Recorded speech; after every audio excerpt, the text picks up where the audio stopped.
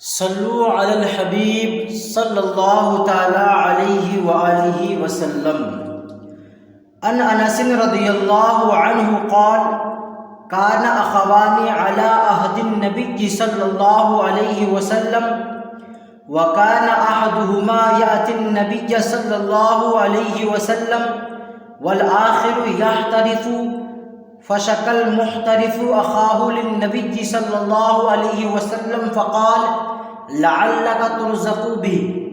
حضرت انس رضی اللہ تعالی عنہ سے روایت ہے کہ حضور نبی کریم رؤوف الرحیم صلی اللہ تعالی علیہ وسلم کے زمانے اقدس میں دو بھائی تھے، ایک بارگاہ نبوی میں حاضر رہتا، دوسرا کام کاج کیا کرتا تھا۔ کام کرنے والے نے حضور نبی اکرم صلی اللہ تعالی علیہ وسلم سے اپنے بھائی کی شکایت کی تو آپ علیہ الصلوۃ والسلام نے ارشاد فرمایا شاید تجھے اس کی برکت سے ہی رزق دیا جا رہا ہو۔ اس حدیث کے تحت علامہ ملا علی قاری رحمۃ اللہ ارشاد فرماتے ہیں ان دو بھائیوں میں ایک حضور علیہ الصلوۃ والسلام کے پاس علم حکمت کی باتیں سیکھنے آتا، دوسرا کام کاج کرتا تھا اور ان کا کھانا پینا ایک ساتھ تھا۔ کام کرنے والے نے آپ علیہ الصلوۃ والسلام کی بارگاہ میں اپنے بھائی کی شکایت کی، نہ یہ تو خود کماتا ہے نہ میرے ساتھ کام کرتا ہے۔ آپ علیہ الصلوۃ والسلام نے ارشاد فرمایا میرا گمان ہے کہ تیری کمائی سے اسے رزق نہیں مل رہا ہے بلکہ تجھے اس کی وجہ سے رزق مل رہا ہے، لہذا تو اس پر اپنی کمائی کا احسان مت جتا۔ آقا علیہ الصلوۃ والسلام نے فرمایا جو تجھے رزق مل رہا ہے وہ اسی کے ذریعے تجھ کو مل رہا ہے۔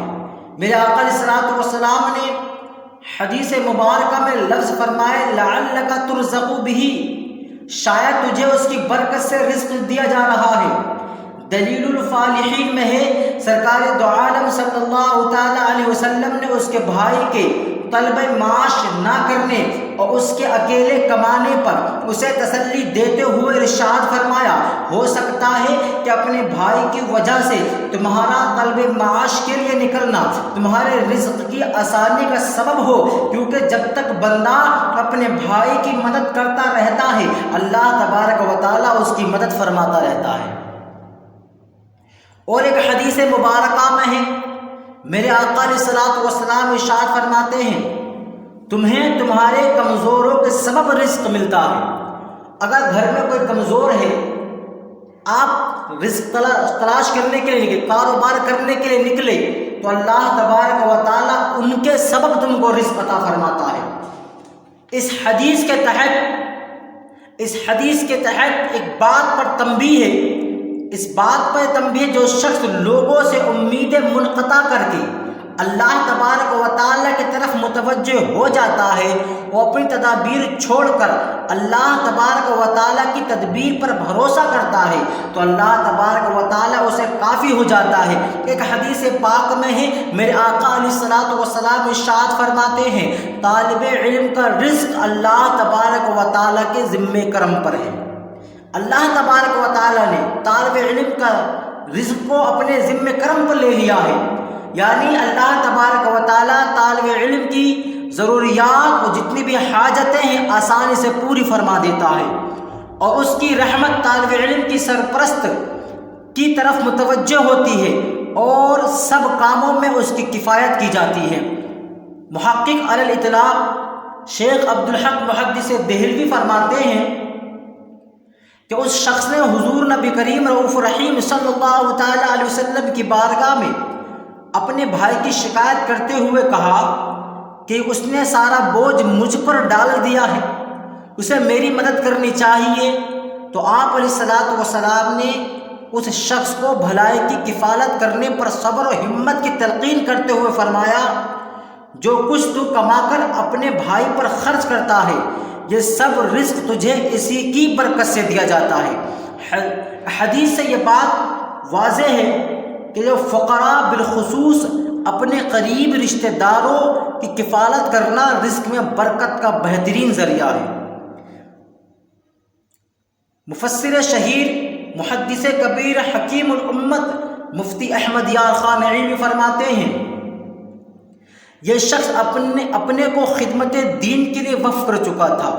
جو شخص جو دوسرا بھائی علم دین حاصل کرتا تھا، حضور کی بارگاہ میں رہتا تھا، اس کے بارے میں فرماتے ہیں یہ شخص اپنے آپ کو خدمت دین کے لیے وقف کر چکا تھا کہ حضور علیہ الصلوۃ والسلام کے پاس علم دین سیکھنے آتا تھا۔ یہ رسم آج تک چلی آ رہی ہے۔ بعض لوگ اپنے کو علم دین کے لیے وقف کر دیتے ہیں اور مسلمان ان کا خرچہ اٹھاتے ہیں۔ اصحاب صفہ بھی ایسے ہی لوگ تھے۔ معلوم ہوا کہ طالب علم کی خدمت کرنا، ان کا خرچہ دینا بہت بڑی عبادت ہے۔ تبھی تو میرے آقا علیہ الصلوۃ والسلام نے فرما دیا شاید تجھے اس کی برکت سے رزق دیا جا رہا ہو، تو اسے علم دین سیکھنے دے، اس کا خرچہ تو برداشت کیے جا، اللہ تبارک و تعالیٰ اس کا رزق تیرے دسترخوان پر بھیج دے گا اور تجھے برکتیں ہوں گی۔ اس فرمان سے چند مسئلے بھی معلوم ہوئے۔ جب میرے آقا علیہ الصلوۃ والسلام نے یہ فرمایا تو اس کے تحت چند مسئلے دیکھے کہ ایک یہ کہ بعض لوگوں کا اپنے کو علم دین کے لیے وقف کر دینا سنت صحابہ ہے۔ عالم دین بننا فرض کفایہ ہے۔ بقدر ضرورت علم دین سیکھنا ہر مسلمان مرد و عورت پر فرض عین ہے۔ نمبر 2 کہ دوسری یہ کہ ان طالب علموں کا خرچہ اٹھانا جو علم دین حاصل کر رہے ہیں، ان طالب علموں کا خرچہ مسلمانوں کو اٹھانا چاہیے۔ انشاءاللہ اس میں بہت بڑی برکت اور بہت بڑا ثواب ہے۔ نمبر 3 تیسرا یہ کہ اپنے غریب و قرابت داروں کی مدد کرنا بڑی برکت کا ثواب ہے، کیونکہ اللہ تبارک و تعالیٰ ارشاد فرماتا ہے وَآتِ ذَا الْقُرْبَى حَقَّهُ وَالْمِسْكِينَ وَابْنَ السَّبِيلِ، اور رشتہ داروں کو ان کا حق دے اور مسکین اور مسافر کو۔ اور جب ایک شخص غریب بھی ہو، قرابت دار بھی اور طالب علم بھی ہو تو اس پر خرچ کرنا نور علی نور ہے۔ خیال رہے کہ حضور انور صلی اللہ تعالی علیہ وسلم کا لعل یعنی شاید فرمانا شک کے لیے نہیں بلکہ کریموں کی شاید بھی یقین بلکہ حق الیقین ہوتی ہے۔ آقا علیہ الصلوۃ والسلام نے فرمایا کہ شاید تجھے کہ تو شاید یہ شک کے معنی میں نہیں بلکہ یقین کے معنی میں ہے۔ حکیم الامت فرماتے ہیں کہ کریموں کی شاید بھی حق الیقین ہوا کرتی ہے۔ اب اس حدیث مبارکہ سے ہمیں چند باتیں معلوم ہوئی۔ کیا کہ صحابہ کرام کا یہ معمول تھا، وہ علم دین کے حصول کے لیے ہر وقت بارگاہ رسالت میں حاضر رہا کرتے تھے۔ حضور نبی کریم صلی اللہ تعالی علیہ وسلم کی بارگاہ سے علم دین جیسی عظیم دولت اور رب تبارک و تعالیٰ کی ہر نعمت نصیب ہوتی تھی۔ طالب علم کی برکت سے اس کے والدین یا اس کے سرپرست وغیرہ کا رزق بڑھا دیا جاتا ہے۔ اس کی رزق میں اللہ تبارک و تعالیٰ بہت زیادہ برکت عطا فرماتا ہے۔ طالب علم کا رزق اللہ تبارک و تعالیٰ کے ذمہ کرم پر ہے۔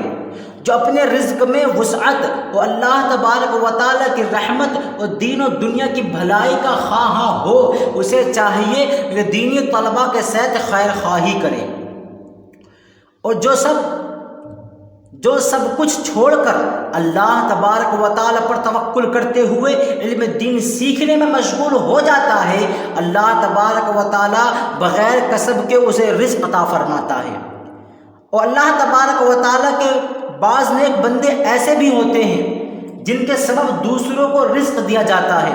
اپنے آپ کو علم دین کے لیے وقف کر دینا صحابہ کرام کی سنت ہے۔ دینی طلباء کی حوصلہ افزائی کرنا، ان کے ساتھ خیر خواہی کرنا بہت اچھا عمل بلکہ عبادت ہے۔